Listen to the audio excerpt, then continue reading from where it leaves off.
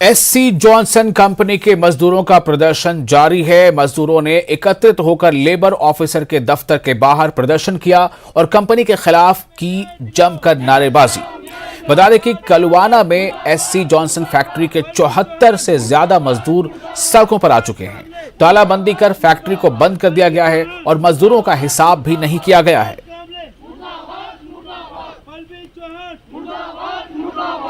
Labour officer हमें न्याय दिलाओ, न्याय दिलाओ, न्याय दिलाओ। कि ये कौन सा विधिवत हिसाब है कि बंदे को 15 दिन की सैलरी देके रातों रात आप ताला लगा के भाग जाओ।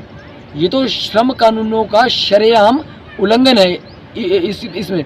और हमारा जो सर मीडिया के माध्यम से मैं एक चीज़ और बोलता हूँ, एससी जॉनसन ने जो भी सौदा किया, जो भी किया, बांस से किया, बांस क्या कोई उससे किया।